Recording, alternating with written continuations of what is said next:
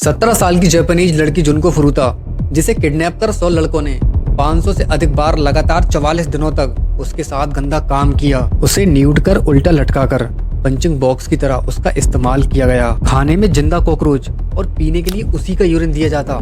दोस्तों, उस मासूम के साथ जो क्रूरता की गई थी उसे जानकर आपके रोंगटे खड़े पड़ जाएंगे। तो चलिए जानते हैं, लेकिन उससे पहले अगर आपने अभी तक इस वीडियो को लाइक नहीं किया है तो प्लीज जल्दी से लाइक कर दो।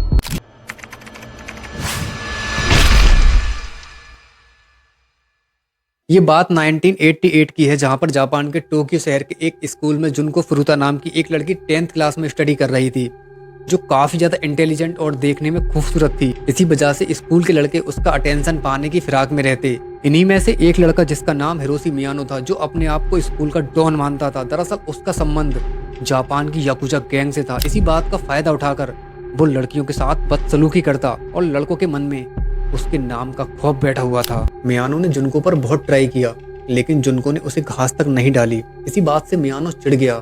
तभी 25 नवंबर 1988 की नाइट में मियानो अपने दोस्त शिंजी मिनाटो के साथ अपने शिकार की तलाश में घूमने निकला। इसी वक्त जुनको रात के 8:30 बजे के अराउंड अपने पार्ट टाइम जॉब से घर लौट रही थी। मियानो ने प्लान के मुताबिक शिंजी मिनाटो से जुनको की साइकिल गिराने को कहा और खुद हीरो बनकर उसे बचाने के लिए पहुंच गया। मिनाटो मियानो को देखते ही तुरंत ही वहां से भाग खड़ा हुआ। मियानो जुनको की साइकिल उठाकर उसे घर छोड़ने के लिए ऑफर करता है। जुनको उसकी बात को मान लेती है, क्योंकि वो उसे जानती थी वो उसी के स्कूल का पढ़ने वाला एक लड़का था, इसलिए वो उसकी हेल्प ले लेती है। लेकिन मियानो उसे घर छोड़ने के बहाने अडाची के एक होटल में ले गया और वहां जाकर उसे किडनैप कर लिया और कहा, तूने यहाँ से भागने की कोशिश की, कोई चालाकी दिखाई या किसी को कुछ भी बताया तो मैं तेरे पेरेंट्स के साथ साथ तेरी पूरी फैमिली को अपने गैंग मेंबर से कहकर मरवा दूंगा। तुझे मेरे सारे ऑर्डर्स फॉलो करने होंगे। जुनको उसकी बातों से डर जाती है और वो उसकी बातें फॉलो करने लगी। उस रात मियानो ने जुनको के साथ काफ़ी ज़्यादा गलत काम किया। मन भरने के बाद उसने शिंजी मिनाटो के अलावा अपने 2 दोस्तों को और बुलाया और इन चारों ने मिलकर जुनको के साथ कई घंटों तक लगातार गलत काम किया। इसके बाद जब इनका मन भर जाता है, फिर ये लोग जुनको को छोड़ने वाले थे। तभी इनके माइंड में एक बात आई कि अगर हमने जुनको को छोड़ दिया तो वो पुलिस कंप्लेन करेगी और हम सब पकड़े जाएंगे।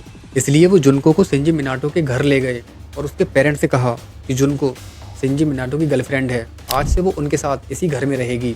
लेकिन शिंजो के पेरेंट्स को इस बात का अच्छे से पता था कि वो उसकी गर्लफ्रेंड नहीं है, लेकिन फिर भी इन लोगों ने अपना मुंह नहीं खोला, क्योंकि ये लोग मियानो की गैंग से डरे हुए थे। उन्हें इस बात का अच्छे से पता था कि अगर उन्होंने अपना मुंह खोला या किसी को कुछ भी बताया इस लड़की के बारे में तो मियानो की गैंग उन्हें मार देगी। इसलिए वो मियानो से और उसके दोस्तों से वहाँ पर कुछ भी नहीं कहते हैं और इन सभी लोगों को घर में अंदर जाने की परमिशन दे देते हैं। इन लोगों ने जुनको को इस घर में कैद करने के बाद उसे मेंटली और सेक्सुअली एब्यूज करना शुरू कर दिया।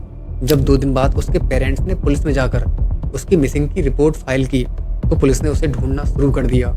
इस बात के बारे में जब मियानो को पता लगा तो उसने जुनको को प्रेशराइज करके उसके पेरेंट्स से बात कराई कि वो अपनी मर्जी से अपने बॉयफ्रेंड के साथ इस शहर को छोड़कर भाग गई है। अब वो उसी के साथ रहेगी और कभी भी लौट कर नहीं आएगी। वो उसे कहीं पर भी नहीं ढूंढे। उन्हें लगता है कि उनकी बेटी जहाँ भी है सुरक्षित है, खुश है। फिर वो पुलिस से भी मना कर देते हैं कि कहीं भी जुनको फुरुता की तलाश ना करें, कहीं भी उसकी छानबीन ना की जाए। ये सुनने के बाद इन हैवानों को तसल्ली मिल गई कि जुनको के पेरेंट्स और पुलिस उनके रास्ते से हट गई है। और फिर शुरू होती है इंसानियत को शर्मसार करने वाली असली कहानी। जुनको के किडनैप और मौत के बीच केवल 44 दिन थे और इन 44 दिनों में उसके साथ इन हैवानों ने जो सलूक किया था उसे सुनकर आपका इंसानियत से भरोसा उठ जाएगा। एक ही दिन में 12 अलग अलग लोगों ने जुनको के साथ गंदा काम किया। उसे खाना ना के बराबर देते, खाने की जगह उसे जिंदा कॉकरोच और पानी की जगह उसे उसी का यूरिन पिलाया जाता और उसके ब्रेड्स निप्पल को प्लास से उखाड़ लिया था। उसे जमीन पर लिटाकर उसके हाथ पैर बांधकर उसके पैरों पर हैवी डंबल गिराए जाते और उसे छत से उल्टा लटकाकर न्यूड पोजीशन में ही उसे पंचिंग बॉक्स की तरह इस्तेमाल किया जाता। उसके ब्रेड्स निप्पल के अंदर कपड़े सिलने की सुई को चुभोया जाता और जलते हुए बल्ब को उसके अंदर डालकर तब तक जलाया जाता जब तक वो फट न जाए। उसके सर को गोल्फ बॉल की तरह इस्तेमाल करके सर के ऊपर गोल्फ स्टिक से मारा जाता। जुनको की हालत इतनी ज्यादा नाजुक हो चुकी थी कि उसे बाथरूम जाने के लिए भी रेंगना पड़ता था। उसके प्राइवेट पार्ट पर इतने ज्यादा जख्म दिए गए थे कि उसे यूरिन पास करने में भी काफी ज्यादा प्रॉब्लम होती थी। जब उसकी डेड बॉडी का पोस्टमार्टम हुआ था तब उसके प्लास्टिक की बोतलें मिली। जुनको के साथ ये सब कुछ होते होते लगभग 1 महीना बीत चुका था, दिसंबर का लास्ट चल रहा था। ये लड़की इतनी ज़्यादा मजबूत हो गई थी कि वो लोग इसे जितनी भी यातनाएं दे रहे थे, इसे किसी भी दर्द का एहसास ही नहीं हो रहा था। मतलब पूरी तरह से बदहवास हो चुकी थी और ऐसे ही न्यूड स्थिति में वहाँ पर पड़ी हुई थी। लेकिन ये लोग इस पर बिल्कुल भी रहम नहीं खा रहे थे, इसे लगातार चोट पर चोट दिए जा रहे थे। गाइस, ये सब कुछ सुनते हुए आपको एक मूवी का सीन लग रहा होगा, लेकिन ये सब कुछ जुनको के साथ रियल में हुआ था। 4 जनवरी 1989 इस दिन मयानो ने जुनको के साथ एक गेम रखा कि अगर तुम इस गेम को जीत गई तो हम तुम्हें यहाँ से आज़ाद कर देंगे, तुम्हें यहाँ से निकाल देंगे, और अगर तुम हार गई तो तुम्हें हमारे साथ यहीं रहना होगा। लेकिन जुनको इतनी बुरी कंडीशन में होते हुए भी इतनी ज़्यादा इंटेलिजेंट थी कि वो इस गेम को फॉर्चुनेटली जीत गई। इस वजह से मयानो को उस पर काफ़ी ज़्यादा गुस्सा आया और मयानो ने अपना गुस्सा जुनको पर निकालना शुरू कर दिया, जिसकी वजह से 4 जनवरी 1989 की सुबह के 10 बजे के अराउंड जुनको ने अपना दम तोड़ दिया। 24 आवर्स जुनको की डेड बॉडी शिंजी मिनाटो के घर में उसी हालत में पड़ी रही। इसके बाद अगले दिन मयानो ने अपने दोस्तों से एक बड़ा सा ड्रम मंगाया और डेड बॉडी को ड्रम में डालकर उसे सीमेंट और कंक्रीट से फिल कर दिया। फिर ड्रम को टोक्यो की कोटो जगह पर डंप करा दिया। इसके कुछ ही दिनों बाद मयानो का एक दोस्त जापान पुलिस के द्वारा किसी और केस में पकड़ा जाता है।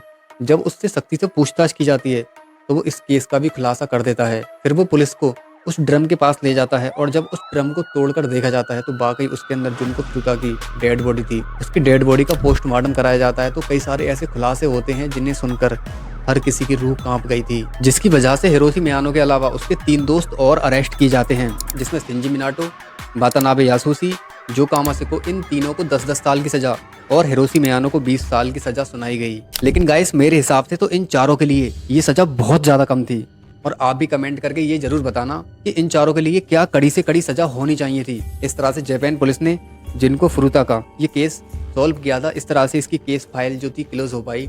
तो गाइस, आपकी इस केस को लेकर कोई भी राय हो तो कमेंट बॉक्स में जरूर देना। वीडियो पसंद आई हो तो प्लीज़ एक लाइक जरूर कर देना। तो चलिए मिलते हैं इसी तरह की और दर्द भरी कहानी के साथ। जब तक के लिए अपना और अपनी फैमिली का ख्याल रखें please. Thank you so much.